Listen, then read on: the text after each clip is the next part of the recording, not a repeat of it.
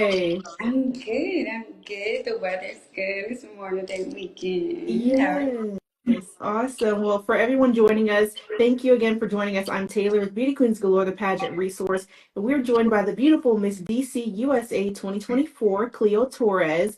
She is just an amazing queen. And again, welcome, Cleo. It's such a joy to have you this afternoon. And you've had an incredible journey, not just in pageants, but in public service and your academics. So, for those getting to know you for the first time, who is Cleo beyond the crown? you? Yeah. Well, thanks. So honestly, my journey started in Raleigh, North Carolina. That's actually originally where I'm from. And I was a big student athlete. I went and moved all the way to the deep south to run track at Alabama State University. That's where I earned my undergraduate degree. And so I ran track, and after I hung up my spikes. I really wanted to step into something different. I think a lot of athletes know that once you're doing that for so long, that kind of becomes your identity. And I wanted to step more so into my professional career as well and further my education. So I ended up moving to DC, the nation's capital, to earn my master's in public administration with a few different concentrations at American University. And when the opportunity fell in my lap to compete, I was like, this is perfect. I was able to not only represent a cause that I'm so passionate about, but I was also able to kind of have that competitive spirit that you get from being an athlete. And Yes. so it's some of the same similar, phases of competition and things of that sort. So it's been a neat journey, but I wouldn't have it any other way. That's awesome and an amazing story. And I love that you could get that competitive nature that you got being an athlete in the pageant world. Of course, at Miss USA, especially. So last August, it's almost been a year now. That's crazy. You stepped on the Miss USA stage representing DC. What was that experience like from your perspective? It was a whirlwind. How I explain it to everyone that asks me, you don't understand the experience until you go through it. So many people can tell you and try to tell you what to do and try to prep you and things of that sort, but it's an outer body experience. A lot of me and my sister queens were just on the go, running, lacking sleep and all of these things, and you kind of get infatuated with the process because it's just such a hustle culture at the time, especially for me and my team. We were crowned June 29th and flew out to LA like less than 3 weeks later. So it was an indifferent experience, but it was life changing. It was life changing. I always tell myself you keep competed on the biggest national stage, pageant stage in this country. So it was incredible. Now, was there anything about Miss USA week that completely caught you off guard, like something you weren't expecting to be as hard or as hectic as it was? Yeah, definitely the schedule. Definitely the schedule. You get the itinerary and things of that sort beforehand, but I didn't realize like how quick we were on the go of just like changing and going right back downstairs to the hotel to meet, our chaperones to go to the next event. We were so tired. We were so incredibly tired. I did not realize it was going to be that tough. So I would definitely, the next Miss DC USA coming in, I would definitely tell her to be prepared for that. Now, you were crowned just 5 weeks before hitting the national stage. You said you were literally on a plane within no time. How did you manage that quick turnaround, and what was the most intense part of your prep? Yeah. So I would definitely say that I knew when Miss USA was, and I knew when Miss USA was. So I was already prepping beforehand, like I had already won, and if I hadn't have won, I would have been like, okay, well, I was prepared anyway. And so I was already meeting with, my designer for my gown and things of that sort to kind of get me a foot in the door. It's such a weird feeling because you don't know if you're gonna win or not, but you're really trying to just be as prepared as possible because I knew the turnaround time was so short. And then also just having an amazing team. Also having an amazing team, whether it was, who I worked with, which was PR pageant coaches leading up to Miss DC USA, and then of course, having my director and our team step in, going off to Miss USA. So you need a village for sure. Now, talk to me a little bit about that mindset. I love that you said you walked into the pageant as if you had already won and were preparing for Miss USA. What was that mindset like for you? And give us some inspiration for queens who may be watching. Yeah, the mindset, confidence, confidence, confidence. That was instilled in me at a very early age. Running track, if anyone has ever ran track before, you know it's a mental game. And you can psych yourself out of a race just like you can psych yourself out of a competition. And I'm not going to say that I was 100% mentally there either, I was coming back as the first runner up, and sometimes you feel like the chances are, likely and high. But I've seen so many other times where, a girl can be first runner up last year and, not even make the top 15. And so I went into it with as much confidence as possible. And I knew that at the end of the day, what's for me will never leave me. And the higher calling upon my life had already chosen me as Miss DC USA. And I kept reminding myself that throughout the weekend. And I think also, when I talked in my interview with the judges, I said, you need someone that knows how to market a brand. And I know how to market a brand as not only my personal self, but as the next Miss DC USA and currently as Miss DC USA. So I think that kind of sealed the deal for Oh, me. that is so good. Yeah, Thank yep. That's it right you. there. Now, in hindsight, is there anything you wish you had done differently going into Miss USA? you know, you try to think about those things, especially with your placement, things of that sort. And I'm grateful to have placed, top 20 in the country, but I try not to tell myself, you could have did this differently, you could have did this differently. But no, I don't think I would have changed anything because I think what's meant for my life and the timing in my life, it's already set for me. I can't change those things. So I wouldn't change it at all. Yeah, I love that. And you've spoken so beautifully about faith guiding your steps, even talking about how higher power had already selected you as Miss DC USA, Yes. especially through those pressure-filled seasons. So, what role did faith play during your reign and your national prep? Oh, I relied on faith leading up to Miss DC USA, at Miss USA, after Miss USA. There was so many things going on behind the scenes and personal life, pageant life, all of those things. And I really just leaned into the word. And, you start to see signs. And one of the things that I actually did before Miss DC USA, I went on a 7-day fast. Some people do fast for like, a whole month and things. I didn't think I necessarily needed that. I just needed to be aligned to him and try to catch those signs that would, give me that confidence that I needed. And so I took maybe 2 or 3 things that I felt like I did a little bit too much of, whether it was, ordering on DoorDash or doing a doom scroll through TikTok at night, certain little things like that I took out of my life for 7 days. And I, read a book of the Bible every day. And I said, I just want to listen to you. I just want to listen to you. And those signs appeared, whether I was in the car and seeing, a quote on a billboard or something of that sort. And those signs came. And I knew. I felt like I knew before Miss DCUSA that it was my time because he was giving me those words. And so I just let that carry me. And I was like, whatever happens, like I said, he already did it for me. All I had to do was show up. I love that because sometimes in pageants we don't always see queens talking about God. Now, I'm in the South. A lot of girls watching it in the South, like in the Bible Belt, like we talk about God in our interviews, but we just don't see that a lot. So I love that. Now, going from first runner up one year to title holder the next is such a story of resilience. So, what shifted for you mentally between those 2 years? Yeah. So what I tell all women when I've realized through my pageant journey, the first time I competed at Miss DC USA, I was fourth runner up.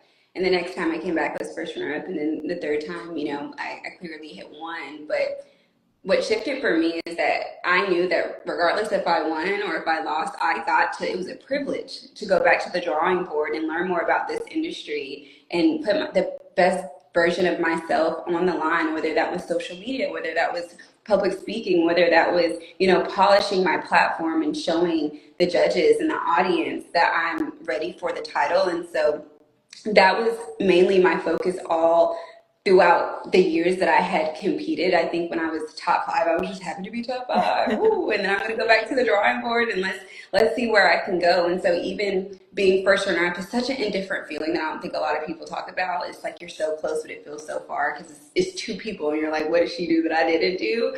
But I tried not to look at it that way. I more so was like, it's an honor and it's a privilege to go back to my coaches and go back and align with myself and align with God for things that I can do differently next year and just put my best self on the line. Because when I do that at Miss DC USA, it's going to be a ripple effect at Miss USA. And I think I was able to accomplish that. Yeah, of course, and have had a great reign while doing so. Now, what Mhm. does staying grounded look like for you in an industry that can be so image focused? Yeah. Staying grounded honestly just means staying true to yourself and your values and your morals. I think what was so special for me is that I was Miss DCOSA during an election year, and I take pride in that. I don't shy away from it. And I know that can be a really touchy subject for the pageant industry because there's just so many different varieties of people and beliefs and things of that sort. But I stayed true to who I was and what I felt the district needed. And so I was so lucky to, connect with Kimmy Crawford, who was the former Miss Teen USA and a DMV queen, co-host of Catfish. Like I was able to go connect with her and ask her, how can I get involved politically and, represent DC at these campaigns and these events and just show up as myself. And I knew that it was risky, but I stayed grounded to who I was and what I wanted to do. And, it was just such an honor being Miss DCUSA during an election year and, being able to really rally behind women because that's what it's all about, empowering women. So to be at the forefront of that as the nation's queen was such an incredible experience. And I think that's just one example of staying grounded and staying true to who I am and what I believe in. I love that just overall in this conversation so far, you can tell that you walk into everything with so much confidence, but it's like confidence that God gave you. I love that about you. I know in pageants, especially for queens who have never competed in a system that may allow them to talk about their political beliefs, they don't really know which way to go about that. So, having gone that route as Miss DC USA, talk to us about how you were able to do that and not be confused or not waver your own beliefs. Yeah, yeah. Well, luckily, I was already crowned Miss DC USA, and Miss USA was over when things started popping off. But I took pride in the fact that I do have more so a political background and a public admin background, and I knew that DC was 100% a blue state. There was no denying that, or a blue district. There was no denying that, and so I wasn't confused or my beliefs weren't wavered at all because I knew that I wasn't just representing myself. I was truthfully representing the district and what they believed in too. It was lit out there. And especially with Howard University being, the mecca of colleges in the DMV area and my teen even going to Howard, it was not, one time where me and her both, thought about doing things differently. We went with our gut. And at the end of the day, when you are a title holder, you're representing the people. And the people happen to be in the district. And I know they were happy with everything that I did. And so that makes me happy. So we're all good. Yes, exactly. And I didn't think about that. You're in DC. DC is a blue state, so Mhm. completely in line with who you are and also being Miss DC USA. Now, Yeah. you documented your international travels beautifully. So, what tips would you give to young women who dream of traveling solo but may feel nervous about doing it alone? Yeah, I think that you have one life to live. Go live it. I really try to make sure that when I'm not only representing myself as Miss DCUSA, I'm showing glimpses of my personal life because I'm not a robot and I don't try to be a robot, and you're not ever going to get a robot out of me. And I think it comes off so much more personable and relatable when you're showing glimpses of your personal life that I'm a normal human at the end of the day, and I love foodie TikToks, and I love, the sun shining on my face on a yacht. Like, absolutely, why not? It's just so much more relatable, and it makes people think that they can, live this life and live this dream as well. Yeah, and it can be inspiring for young women who may Mhm. have been scared, but they're seeing you do it successfully. Mhm. From safety to self-care. So what are some of your go-to routines when you're abroad to keep you grounded and focused? You said tips, or what was that last Uh, part? your go-to self, like any routines that you Oh, have to keep you grounded and focused while you're traveling. yeah, so I think that's just about preparing your travels. My favorite thing is going to Target, or was at the time. Yeah. So let me say that there. But my favorite thing at the time was, going to like the travel section of Target and getting all of the little cute little knickknacks and whatnot to allow me to keep my self-care journey, whether it's, skincare or just making sure I have my makeup off and, eye patches and things of that sort. They have so many little cute, we're not gonna get into it, but yeah, like just little things like that make you feel, at home. Especially if it's travel size. You can never go wrong with travel size things. It just makes things so much easier. So yeah. Maybe find a different section at a A different store, different whatever store. you guys want Okay. to do. Now let's get real for a second here. Some queens feel completely in the dark after they win a title. And you touched on this a little bit, so I think I already know the answer. But did you have a solid team supporting you through prep, or were there moments you had to figure it out on your own? Oh, I had a solid team. I had a solid team for sure. So PR pageant coaches, you have Jules, but she also has other coaches as well, Carlos, Brooke. I had all of those people just standing 10 toes behind me. And we were just so aligned. And I think what's so special about pageantry is that you pretty much have the autonomy to work with who you want to work with and those people that you feel like align to you and they actually truly believe in you. And I was just so lucky to have that all 3 years of me competing at Miss DC USA. I wouldn't have wanted it any other way. I've never worked with, you know, a team so special that really truly believed in me and they saw me from the very beginning. In the very beginning, I looked a hot mess. And I'm just so grateful that they were able to, allow me to step into a version of myself that I didn't know existed, but at the same time, it allowed me to step more and more into sweet womanhood with them behind me. And so I'm just so, so grateful for them. But there was never a time that I felt like I was doing things alone. I might go do things alone just naturally and organically, but there was never a need for anything.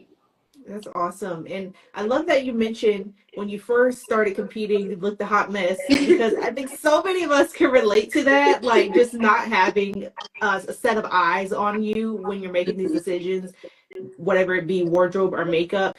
What advice would you give to a queen who has never worked with a team like PR pageant coaches before and they're maybe a little wary to feedback? Yeah, yeah. I would definitely say study this industry as much as you can. If you're trying to step into, it's just like a job. It's just like, stepping into a new company, whether it's, in corporate or whatever, athletics, whatever it is, you're going to study that industry and you have to know it well. And I didn't know it well. I didn't know it well at all. I just, kind of just did it and started this journey.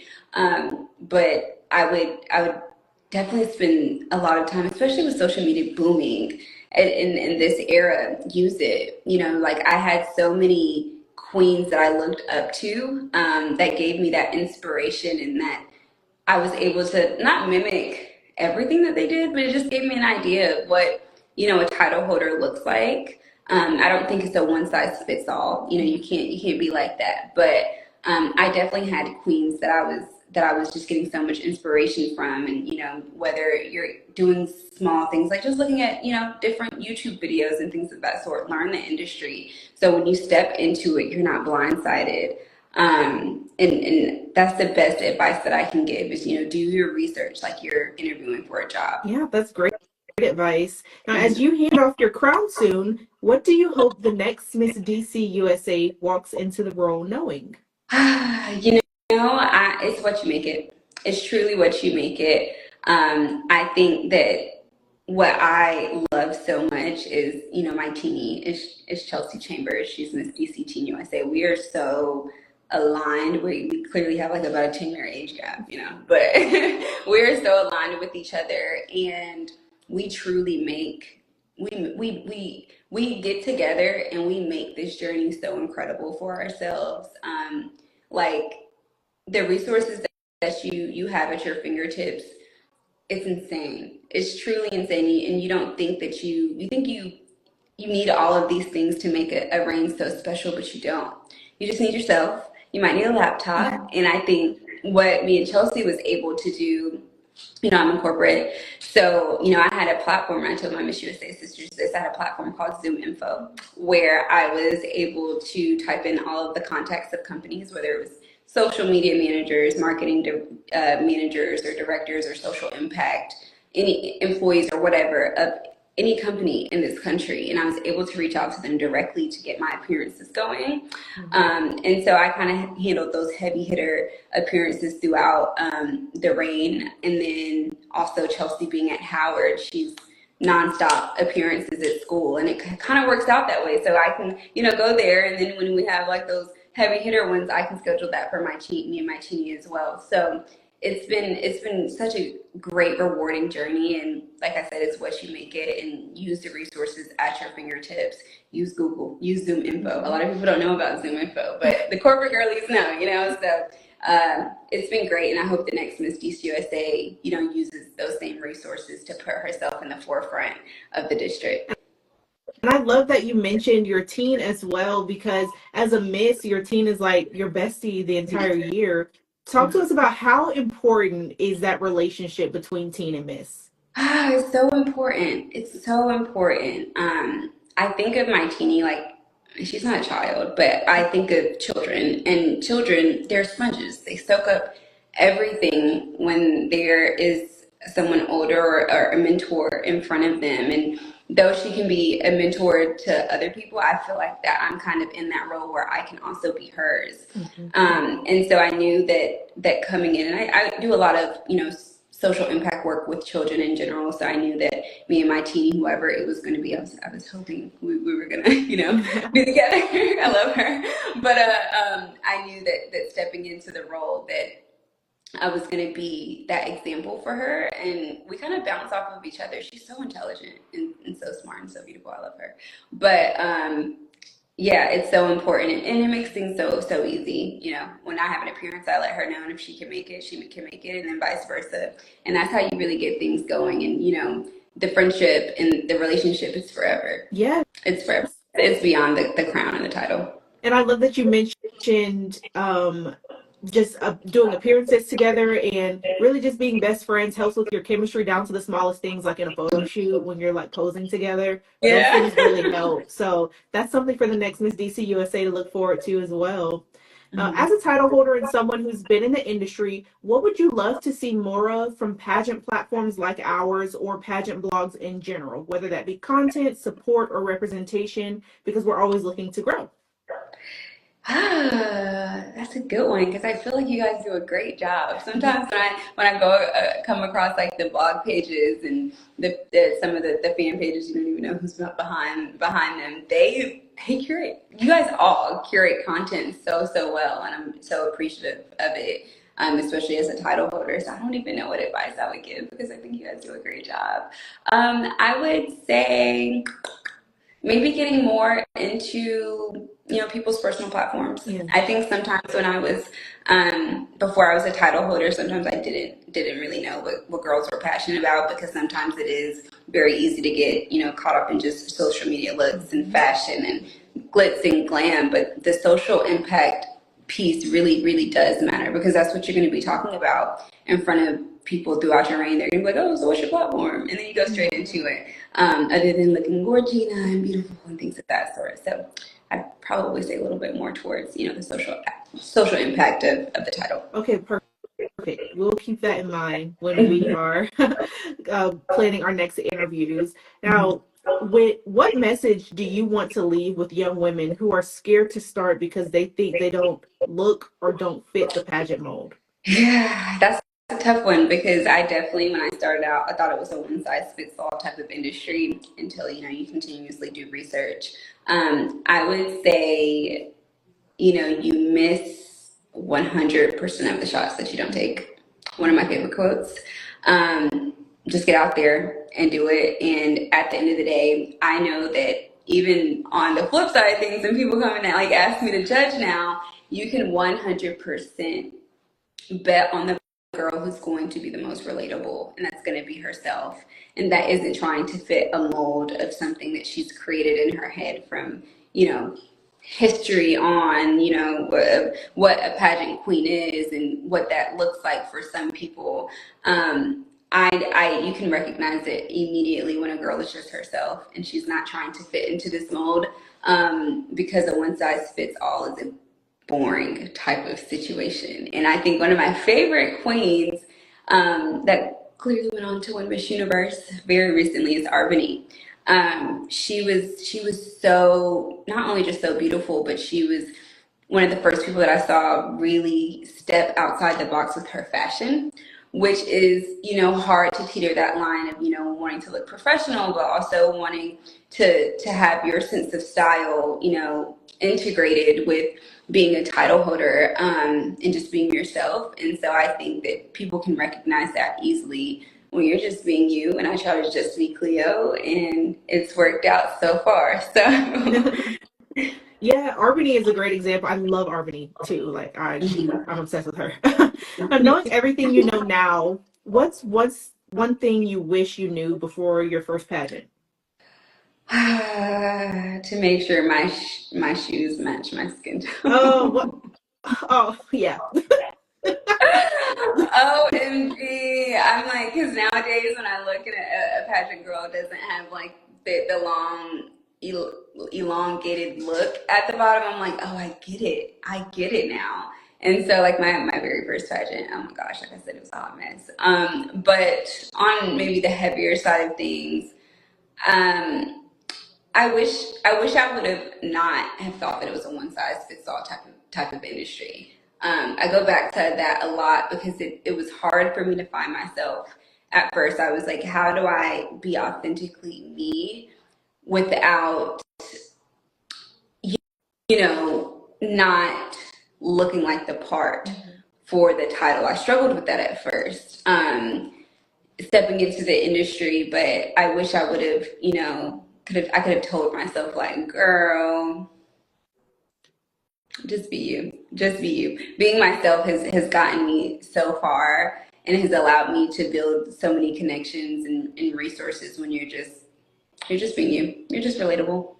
And we say be yourself so much in the pageant industry, but I think once you finally figure out what exactly that means for you is when you succeed. And you're a great example of that. I also like that you mentioned your shoes not matching because same. I was in the Chinese laundry that didn't match my skin tone. Absolutely. Every time. Every time.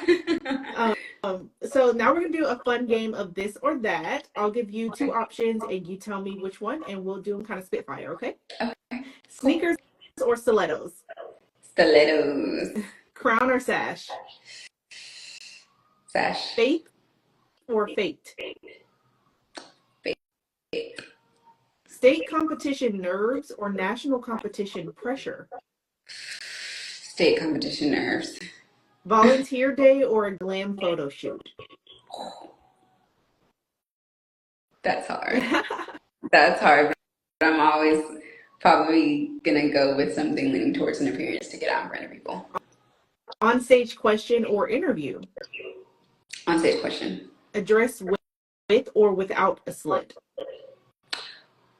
Without a slit for me. Would you rather do phone call or text? Text. Confidence or kindness? Kindness. For sure. Kindness first, yeah. Solo travel or group trip? Ooh, probably a group trip. Love my friends. Plan- planning ahead or going with the flow? Going with the flow. I have a type B personality for sure.